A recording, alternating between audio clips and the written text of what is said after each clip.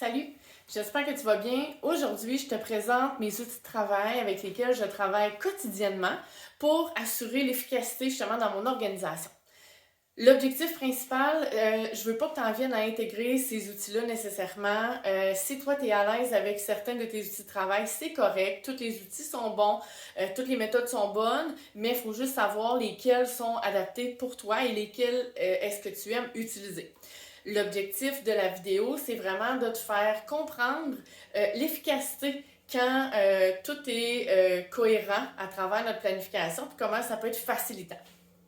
Donc, mon premier outil de travail que j'utilise tous les jours, que ce soit un agenda papier ou un agenda électronique, c'est la première chose que j'utilise le matin ou l'après-midi. Aussitôt que j'arrive à mon bureau, en fait, j'utilise ça pour voir, OK, là, dans ma journée, je suis rendue où? Ma semaine va ressembler à quoi?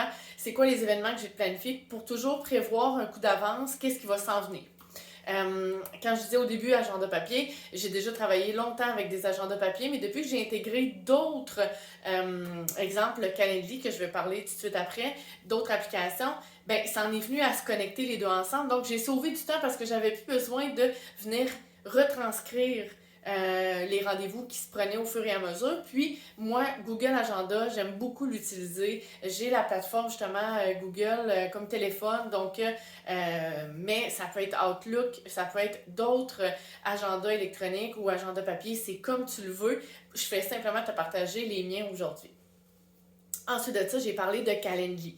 Calendly, ce qui est incroyable avec ça, ce qui est vraiment facilitant, c'est un coup que tu as établi ton horaire type, que tu as défini tes plages de disponibilité pour que tes clients puissent prendre rendez-vous avec toi, ben après ça, tout ce que tu as à faire quand tu es en communication avec eux, c'est que tu copies ton lien Calendly et tu leur fais parvenir. Moi, à ça, j'ai créé ma plage de disponibilité, donc qui est vraiment en cohérence avec mon horaire type, avec mes engagements que je prends durant la semaine. Suite à ça, j'ai deux types de rendez-vous possibles. Donc, on peut avoir un 20 minutes en accompagnement gratuit avec moi ou on peut avoir cédulé une heure en fait.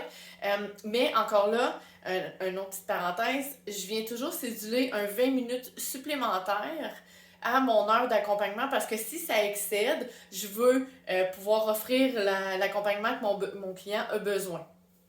Quand on est en rencontre one-on-one, c'est important que si mon client vit un enjeu difficile, ben que je veux qu'à la fin de la rencontre, on ait été en mesure de vraiment percer l'abcès ou que je lui ai donné des outils, puis je veux pas être interrompue.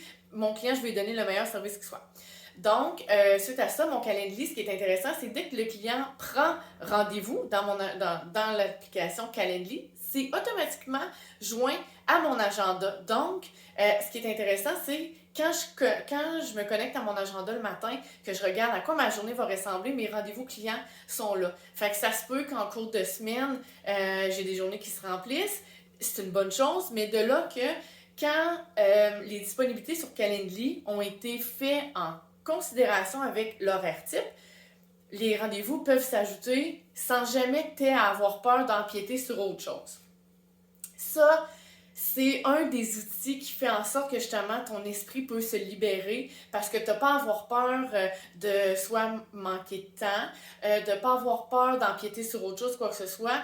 Donc, moi maintenant, là, mon calendrier, il roule, j'adapte, si j'ai des événements X, des événements familiaux qui s'ajoutent, ben là, je vais aller modifier mes disponibilités, mais c'est la seule chose que j'ai à modifier maintenant, puis je peux vraiment m'en aller l'esprit tranquille parce que je le sais que les disponibilités que j'ai mis dans mon calendrier sont en parfaite cohérence avec mon horaire type. Donc ça, c'est merveilleux, ça a révolutionné ma vie, soit dit en passant. Deuxième chose que j'utilise, avant j'utilisais énormément les notes papier parce que j'aime la texture du crayon sur le papier. Je suis une personne qui est créative, j'ai besoin de ça, moi, écrire, j'ai ce besoin-là, j'ai des idées, je vais vouloir aller les coucher sur papier, d'avoir toujours accès à un cahier de notes, c'était extrêmement important pour moi. Ce qui faisait en sorte que j'avais un cahier de notes pour ma routine matinale, j'avais un cahier de notes pour mes idées, j'avais un cahier de notes pour les choses à pas oublier, j'avais un cahier de notes pour les notes, puis ainsi de suite. Fait que ça faisait en sorte que, tu me comprendras, quand je voulais partir en vacances, ou que je voulais m'en aller travailler à l'extérieur du bureau, ben traîner tous ces cahiers-là avec moi pour être certaine de ne pas manquer mon idée ou de le mettre dans un autre cahier, puis ensuite ça faisait pas de sens. Je me suis acheté l'outil de travail, le Remarkable, en fait, le Remarkable 2. C'est une tablette qui, lorsque tu utilises le crayon, j'ai trouvé que c'est la même texture que la sensation qui est procurée quand on prend un bon vieux stylo, un bon vieux papier crayon, là. J'adore ça. Ce qui est intéressant aussi, c'est que j'ai pu créer des folders, voyons, j'ai pu créer des dossiers, excusez, tout dépendamment vers quelle catégorie que je veux. Donc, j'ai mes dossiers principaux qui sont mon entreprise, j'ai un dossier qui est appelé ma routine matinale, mes formations, ainsi de suite. Donc, tout ce que je viens faire, ben, c'est que je m'en vais cliquer après ça, tout dépendamment où est-ce que va se trouver mon autre cahier de notes en lien avec ça. Donc, j'ai mes accompagnements clients, ils s'y retrouvent. Les idées que j'ai s'y retrouvent. Donc, quand j'ai besoin de retrouver une information, ça se fait super efficacement, super rapidement. Moi, pour moi, ça aussi, cet outil-là a révolutionné ma vie. Je l'ai adoré, soit dit en passant. Ensuite, un autre outil que j'utilise beaucoup, c'est Trello. Trello, c'est un peu comme Asana, c'est un outil de gestion de projet, gestion d'équipe et ainsi de suite, gestion de tableau de bord. Mais il y a des personnes qui n'aiment pas l'utiliser, il y a des personnes qui aiment l'utiliser. Moi, j'ai trouvé, du moment que j'ai compris quel processus que je voulais que mon Trello ait, c'est là que je me suis mis à apprécier de travailler avec Trello parce que ce qui est facilitant avec Trello, c'est qu'on est en mesure de venir juste déplacer des cartes. Comment j'ai organisé mon Trello? Moi, sur toute ma partie gauche, j'ai tout ce qui est mes stratégies. Donc, les ateliers que je veux créer, les formations que j'aimerais faire, les outils de travail que je veux développer et ainsi de suite. Puis, j'ai également mes formulaires. Exemple, quand un client communique avec moi, des questions que j'ai besoin de savoir, puis ainsi de suite. Donc, plus au centre de mon Trello, j'ai vraiment mis tout ce qui était soutien que je dois faire parvenir parfois à mes clients, soutien visuel, des questionnaires, et ainsi de suite. Puis, sur ma partie de droite complètement, là, j'y suis allée avec... quand les clients communiquent avec moi pour la première fois, donc, je vais avoir mes prospects, je vais avoir tout ce qu'ils ont besoin, les informations qu'ils me donnent, je vais aller les inscrire là, car chaque petite carte correspond à un client.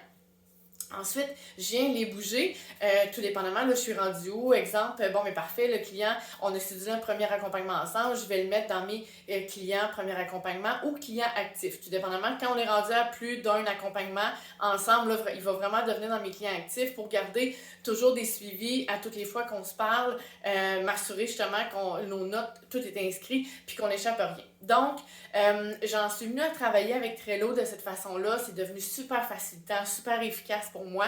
Je le sais qu'il y a plein d'autres applications, il y a des autres de ce monde et ainsi de suite.